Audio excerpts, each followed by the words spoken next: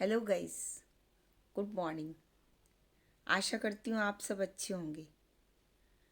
मैं अपने blog B positive में मंजिला सक्सेना आपको वेलकम करती हूँ एंड आई होप कि आपको मेरे ब्लॉग्स पसंद आ रहे होंगे और आप डेफिनेटली उनको देख रहे होंगे।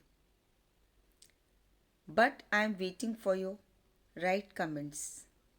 आपके अच्छे या बुरे जो भी कमेंट्स हैं वो मुझे बहुत अच्छे लगेंगे and I always welcome them. आज मैं एक मोटिवेशनल स्टोरी के साथ अपने ब्लॉग की शुरुआत करूँगी। मेहनत करने से क्या नहीं होता। हम जब भी कुछ करते हैं या हमारे लिए कोई भी टास्क यदि इजी होता है और टफ होता है, हम उसमें अपना दोनों में एफर्ट्स डालते हैं तो ऐसा कभी भी नहीं होता कि हम फेल्योर हो जाएं या हम फेल हो जाएं। हम डेफिनेटली उसमें कुछ ना कुछ करते हैं। एक बार एक राजा ने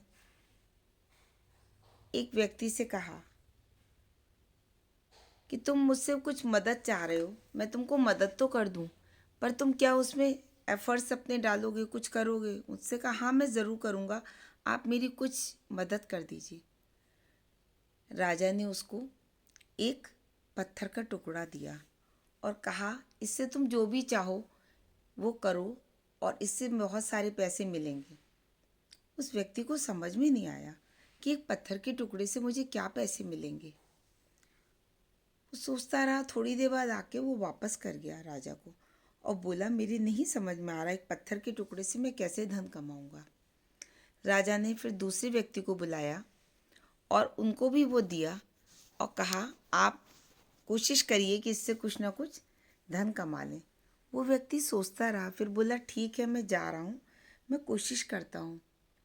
उसने उस पत्थर को तराश कर एक अच्छी सुंदर सी मूर्ति बनाई और जब मूर्ति पूरी बन गई तब वो राजा के पास लेके गया।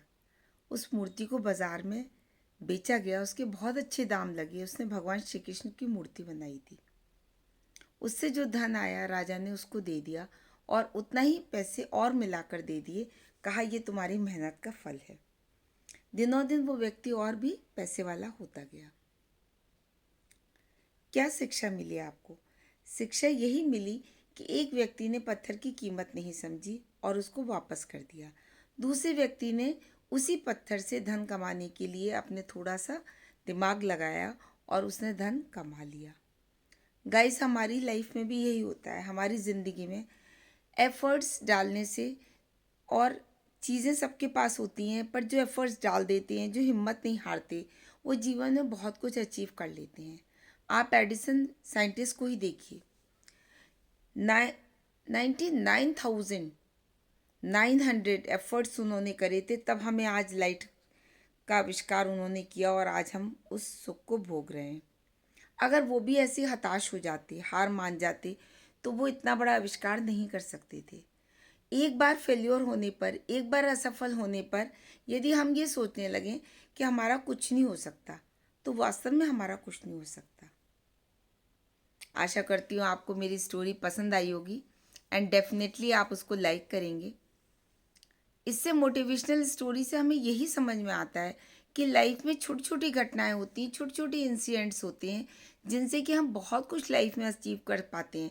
पर कुछ लोग ऐसे होते हैं, वो हिम्मत हार जाते हैं और यही कहते हैं मेरे पास पैसा नहीं है, मेरे पास अपॉर्चुनिटी नहीं है, मैं कैसे कुछ करूं, मुझे नहीं समझ में आ रहा।